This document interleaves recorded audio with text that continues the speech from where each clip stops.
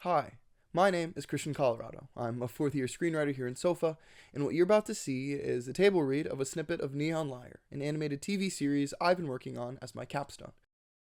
Set in the near future, young adults Oliver and Lisa struggle to overcome challenges and survive day after being exposed to their city's powerful and ancient Greek denizens. The series begins with Oliver summoning the Greek hero Orpheus from the underworld, and it all snowballs from there.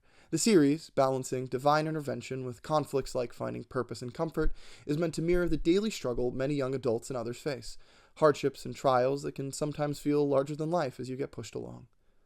But before we get to the characters, let's take a look at their home, Rallison City. At the cusp of innovation after breakthrough, Rallison is maybe 2 steps away from Blade Runner. Human cybernetics are just now becoming common. Giant holographic works of art and advertisements swim through the city's skyline. Rallison is a city that many see as their ticket to success, leagues ahead of the rest of the nation's developments. One such person is Oliver. Caught between a rock and a hard place, Oliver's recent eviction is sending his life into a spiral. He's determined to stay in Rallison and get himself back on track, whatever that may mean in the current moment. Back against the wall, he makes the uninformed decision to use a book of ritual magic, summoning Orpheus and throwing his life into further turmoil. From there, whether it's working extra jobs or surviving against technological monsters, anything could be the last jump he needs to get back on stable ground. Lisa loves Rallison's underbelly. There's always another party, another condemned factory to explore, anything to divide her attention. Lisa is confident in the spot she's found in the world, deeply ingrained in the local music scene in particular. An affinity for any past but her own has also led her to a job in the city's last physical bookstore, a place where the odd relic or two occasionally appears. A couple of notable side characters in the table read include Orpheus and June. Orpheus, summoned by Oliver, is given a new lease on existence after being released from the Greek underworld, which, even into the future, has stayed entrenched deep in its ancient roots. To Orpheus, almost everything the world can provide is new in some shape or form. June, on the other hand, is someone well-versed in the world and in her element. She's one of the hosts of the rave, a best friend of Lisa, and someone who frequently butts heads with Oliver. So here we are. After Orpheus is haphazardly summoned by Oliver, the pair are chased through the streets of Rallison City by Thanatos, the Greek god of death, who they narrowly escape from. Seeking answers, Oliver takes Orpheus to the one person who might be able to help, the person who gave him the ritual book in the first place, even if she is just learning its power as well. Orpheus, after thousands and thousands of years underground, is taken to a rave to find Lisa. A small note. Visual aids may be thrown on the screen during the table read to add some visual clarity to what's going on in the scene. So before we begin, I would like to introduce all of the people that are reading. If we can start from the left going to the right, start with your name and your role. Hi, my name is Clara, and I will be voicing the role of Orpheus. Hi, I'm Mason, and I'm going to be voicing the role of Oliver. I'm Zoe, and I'm voicing Lisa. I'm Sarah, and I'm voicing June. My name is Kenneth, and I'm voicing the speaker kid. Interior, rave building, night. The interior of the building is bathed in purple light, and a powerful bass shakes the air. Staircases run down numerous floors of the decrepit hotel into a massive lobby, where a center stage sits amid a cloud of smoke. People dance on every level, covered in glowing bands and holding up lights. Oliver pushes into the crowd, Orpheus in tow. Orpheus wildly looks around the rave. Strange metal boxes make the air shake, speakers. The noises emanating around him unlike anything he's ever heard before. He yells to Oliver, pointing wildly, but nothing can be heard over the music. Orpheus looks up. A scene of holographic people dance overhead. Oliver tries to call Lisa over his cufflink. She doesn't answer. Oliver tries to yell something to Orpheus. We need to find her. Hey, What? we need to... Oliver pulls Orpheus closer. He tries to yell over the music. I'm looking for someone. Just... I can't hear you. Orpheus screams directly into Oliver's ear, and Oliver steps back in a daze before shaking himself into focus. A new song begins, a bit more shrill than the last, and Orpheus covers his ears.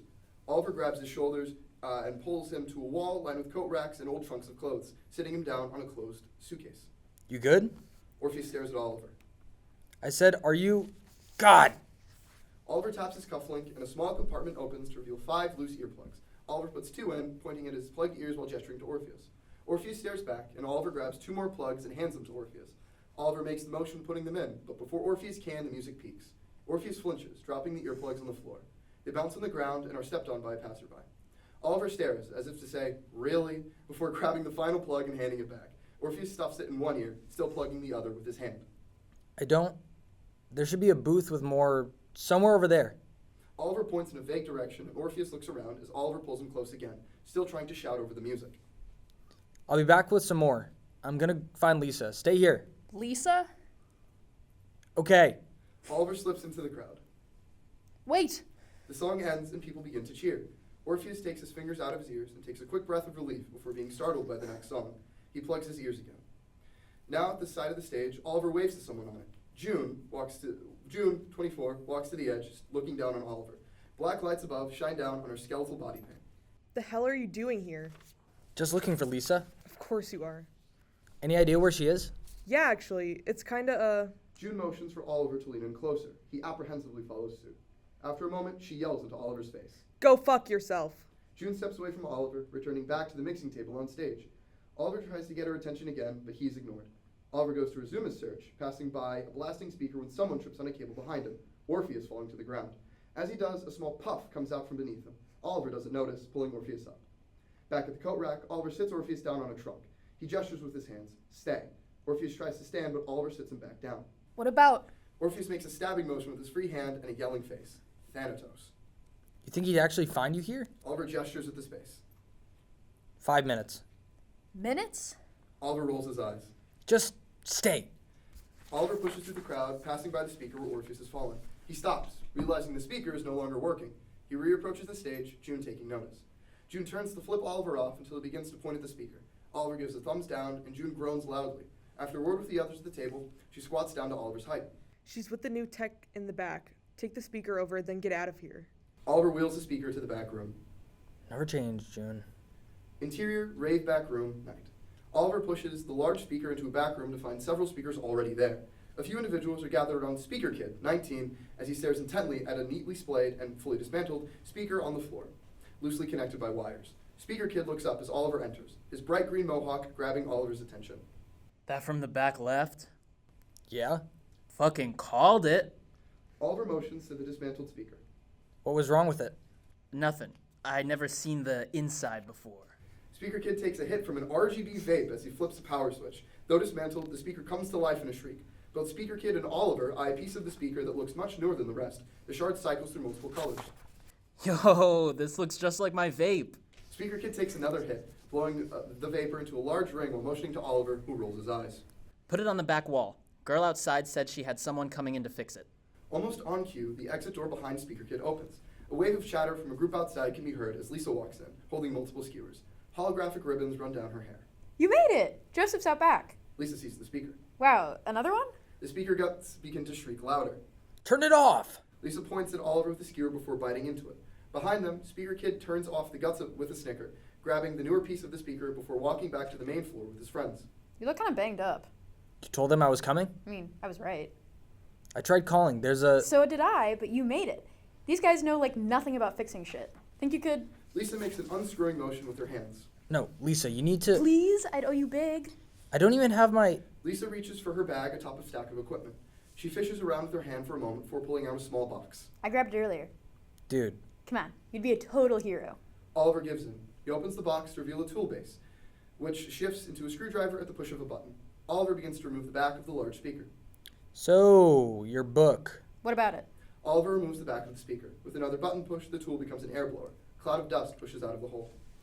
I took a look at it and ended up... Can we talk about this later? No, Inspecting the inside of the speaker, Oliver finds the issue. A burnt-looking piece inside that looks similar to what Speaker Kid was fawning over. Oliver sticks his head further into the speaker. Nothing else seems wrong. The hell is this? Oliver yanks out the burnt piece of the speaker, inspecting it in his hand. It's entirely new to him. I can run out there and ask June about it if you... Oliver's head shoots to the door. Shit! Interior Wraith Building, night. Orpheus continues to sit on a trunk, plugging his ear.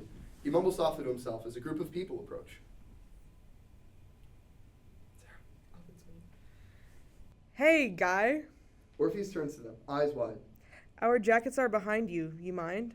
Orpheus looks at the jackets behind him, then back to the group. Can you move?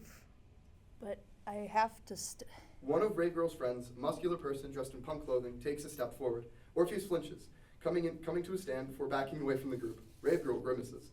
The overhead holographic display suddenly morphs into an image of Lisa as the song set ends. She waves towards the crowd. Woo! Let's hear it for them.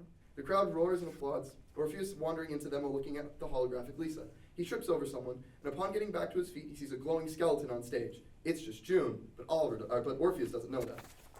Be sure to stick around. The next group should be up in a few minutes. Recorded music blares from the speakers, and the crowd of people begin heading for the back room and swallow Orpheus. He tries to push out, but cannot. Interior, rave back room, night. Oliver pockets his tool and begins to head for the door, burnt out piece in hand. Where are you going? There's a guy outside from the... June is gonna flip if this isn't ready by the next set. The crowd of people begins to enter the back room, headed to the outside space behind the building. Oliver tries to push past them. Wait up. Interior, rave building, night. Orpheus fights against the crowd, trying to push him toward the back door. Oliver pushes through the crowd as well, extremely close to Orpheus, yet the two don't see each other. Oliver makes it to the coat racks, Orpheus nowhere to be found. He looks to the crowd of people trying to get outside. Orpheus!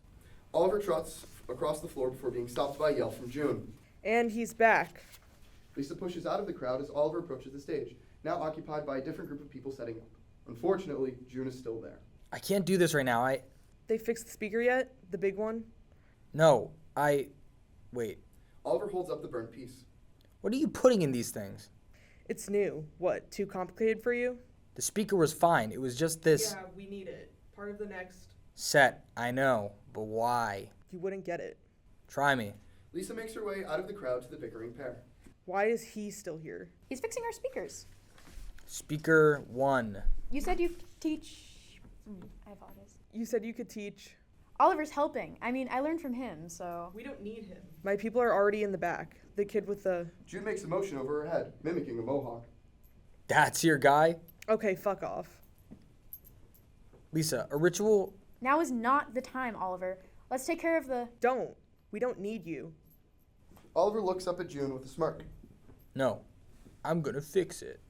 Oliver darts back into the crowd in the direction of the back room. Lisa looks back at June. Can't you play nice? Lisa heads in the same direction as Oliver as one of the others at the table gets June's attention, nodding. June presses a button on a tablet and Lisa's holographic form reappears above them. Orpheus has finally freed himself from the crowd as the hologram leans down and looks towards the back door. It shouts. Everyone inside! We're about to start!